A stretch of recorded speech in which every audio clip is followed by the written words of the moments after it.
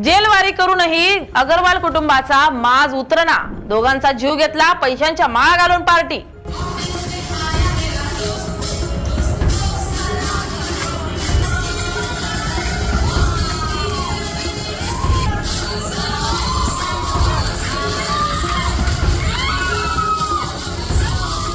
पुणे विद्येचं माहेरघर आणि आयटी हब म्हणून ओळखलं जाणारं शहर, पण याच शहराच्या रस्त्यांवर 19 मे 2024च्या पहाटे असं काही घडलं ज्यानं संपूर्ण देशाची झोप उडवली होती।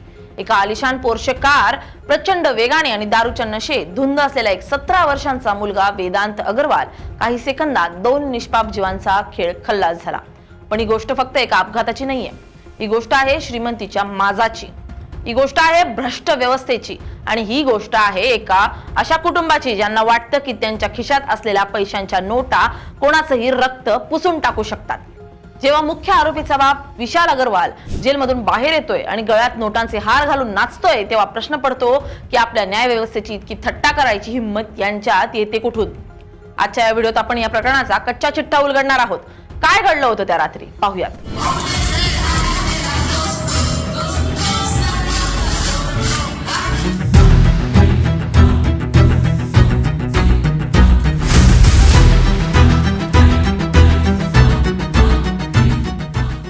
नमस्कार, मी स्नेहल चौधरी, आपण पाहत आहात एलएस मराठी। वेळ होती पहाटेची साधारण 2:30 ते 3 वाजता। कल्याणी नगरच्या रस्त्यावर शुकशुकाट होता। अनिश अवदिया आणि अश्विनी कोष्टा हे दोघे जण आपल्या मित्रांसोबत पार्टी करून घरी परतत होते। त्यांना कल्पनाही नव्हती की काळ त्यांच्या पाठीमागे उभा आहे। दुसरीकडे पुण्यातील प्रसिद्ध बांधकाम व्यावसायिक विशाल अगरवाल यांचा 17 वर्षांचा मुलगा वेदांत अगरवाल आपल्या मित्रांसोबत कोझी आणि ब्लॅक पब मध्ये पार्टी करत होता। अवघ्या काही तासात या मुलानं आणि त्यांच्या मित्रांनी तब्बल 68,000 रुपयांची दारू प्यायली होती। 17 वर्षांच्या मुलाला पब मध्ये एंट्री कशी मिळाली, त्याला दारू कशी मिळाली, हा पहिला प्रश्न होता।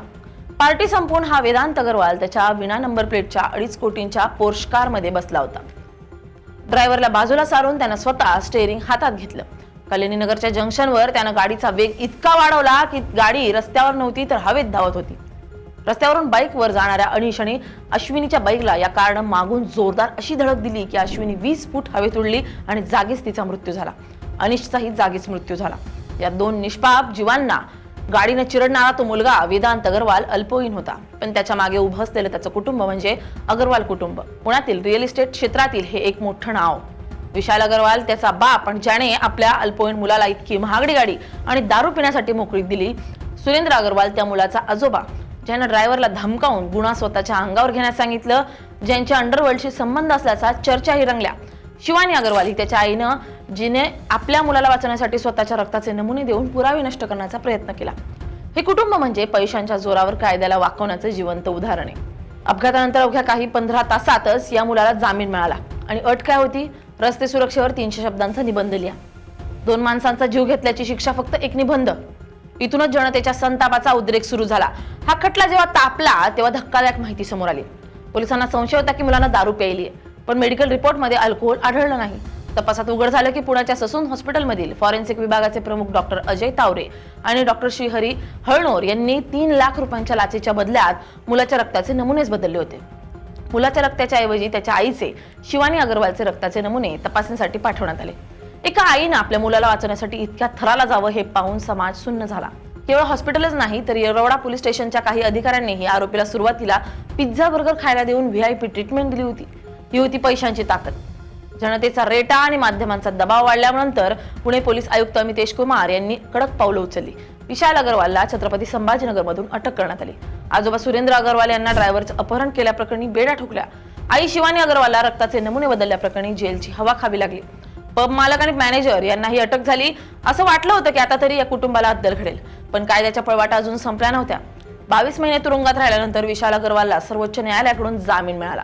लोक अपेक्षेने बघत होते की कदाचित जेलमधून बाहेर आल्यावर या माणसाच्या वागण्यात काहीतरी पश्चाताप असेल, पण घडलं अगदी उलट।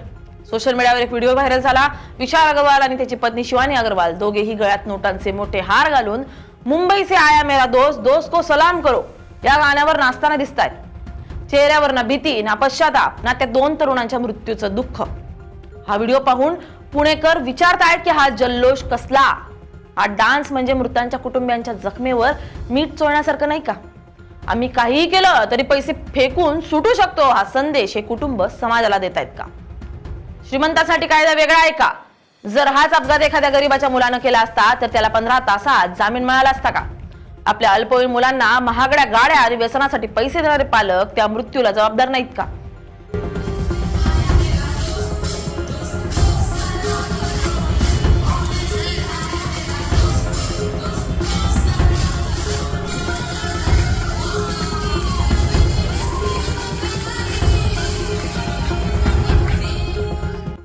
डॉक्टर, पोलीस आणि वकील जेव्हा पैशांसाठी विकले जातात तेव्हा सामान्य माणसाने कोणाकडे जायचं? अश्विनी कोष्टा आणि अनिश अवदिया यांचे पालक आजही न्यायाची वाट पाहतात. त्यांचे तरुण मुलं कधीच परत येणार नाहीत. पण ज्यांच्यामुळे हे घडलं ते आज नोटांचे हार घालून नाचतायत. हा महाराष्ट्राच्या संस्कृतीला लागलेला डाग आहे. पोर्शे अपघात प्रकरण केवळ हे एक अपघात नव्हता, तर ते आपल्या व्यवस्थेचं पोस्टमार्टम होतं. अग्रवाल कुटुंबाचा हा माज केवळ त्यांच्या पैशांचा नाही तर आपल्या मुकपणाचा परिणाम आहे. जोपर्यंत आपण अशा प्रकरणांविरुद्ध आवाज उठवत नाही तोपर्यंत ते वेदांत, विशाल अग्रवाल असेच नाचत राहतील. रस्त्यावर चालताना आपला जीव सुरक्षित आहे की नाही हे आता आपल्या गाडीच्या वेगावर नाही तर समोरून येणाऱ्या श्रीमंताच्या पोराच्या नशेतल्या वृत्तीवर अवलंबून आहे. हा माज उतरवण्यासाठी कायद्याने कडक शिक्षा देणं गरजेचं आहे. तुम्हाला काय वाटतं? विशाल अग्रवाल यांचा हा जल्लोष योग्य आहे का? आणि या प्रकरणाचा निकाल काय लागायला हवा? तुमच्या प्रतिक्रिया कमेंट्समध्ये नक्की कळवा. Bureau report, LS Marathi.